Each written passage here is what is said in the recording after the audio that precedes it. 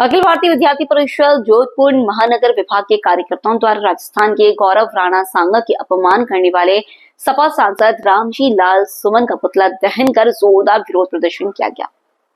इस अवसर पर देशभक्ति की भावना से ओतप्रोत लोगों ने उनकी शहादत को याद कर राष्ट्र के प्रति अपने समर्पण का संकल्प लिया। शहर के प्रमुख चौराहे पर स्थित शहीद भगत सिंह की प्रतिमा पर माल्यार्पण कर उन्हें श्रद्धांजलि अर्पित की गई। इस दौरान अंशुमान पांडे, बागी KN साहनी, राजेश्वर पांडे, नरसिंह, शमशेर हाजी,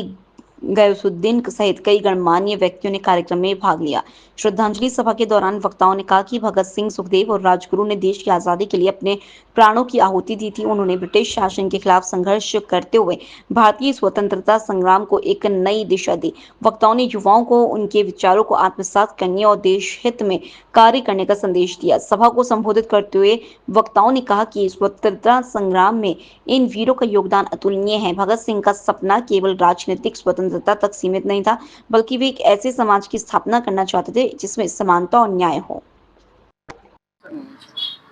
देखिए, सपा के सांसद जो सुमन जी ने कहा, रामजी लाल सुमन ने जो जिस प्रकार से राज्यसभा में स्टेटमेंट दिया कि राणा सांगा गद्दार थे, उन्होंने बाबर को बुलाया था लोधी को युद्ध हराने के लिए। सबसे पहली चीज तो उन्हें इतिहास को पढ़ना चाहिए। इतिहास में ऐसा कहाँ लिखा है, सिवाय बाबरनामा जो एक किताब है जो बाबर की खुद की लिखी है, उन्होंने लिखवाई है, उसके आधार पर अगर आप ऐतिहासिक तथ्य में जाएंगे तो बाड़ी का युद्ध देख लो, आप खतौली का युद्ध देख लो, उसमें राणा सांगा ने इब्राहिम लोधी को वहां युद्ध हरा रखे हैं। और यहाँ तक कि नहीं, गागरौन का युद्ध उनके भाई महमूद लोधी को भी राणा सांगा ने हराया था।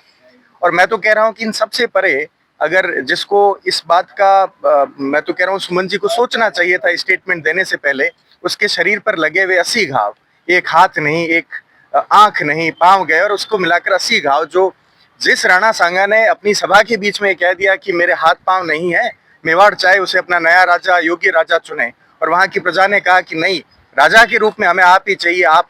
जैसे भी हमारे लिए हमारा प्रतिनिधित्व करते और मेवाड़ का मान सम्मान आप हैं। तो राजा और प्रजा का एक दूसरे के प्रति ऐसा विचार, ऐसा समर्पण, और एक इतने महान योद्धा जिन्होंने खुद के जीवन काल में 100 से अधिक लड़ाइयां लड़ी, 100 से अधिक लड़ाइयां जीती भी, और ऐसे योद्धाओं के बारे में ऐसा स्टेटमेंट देना जिनके, मैं तो कह रहा हूं कि जिनके 4 पीढ़ी पहले आप जाकर देखोगे, मैं बहुत संकीर्ण स्टेटमेंट दे रहा हूं, मैं जानता हूं, पर मुझे कहना पड़ रहा है कि अगर अपनी 4 पीढ़ी में इनके ना तो किसी ने फौज में कपड़े पहने होंगे, ना किसी ने पुलिस की वर्दी पहनी होगी, और या इनके 4 पीढ़ी में आप जाकर देखेंगे किसी ने राष्ट्र के लिए घाव भी नहीं खाया होगा। और बड़ी आसानी से हम लोग एसी के कमरों में बैठ करके और ऐसे स्टेटमेंट दे देते हैं इतिहास के महापुरुषों को लेकर के। ये अपमान राणा सांगा या उनसे जुड़े हुए लोगों का नहीं है, ये अपमान हर उस भारतीय का है जो भारतीय परंपरा, भारतीय इतिहास का सम्मान करता है। इस प्रकार के लोगों को मैं तो कह रहा हूं कि एक सांसद के रूप में भी उनको वहां से निलंबित करना चाहिए। और ये जो जिस प्रकार से एक आमजन की भावनाओं को भड़काने का प्रयास समाजवादी पार्टी और उनके लोगों के द्वारा किया जा रहा है, इसका मुंह तोड़ जवाब अखिल भारतीय विद्यार्थी परिषद देगा।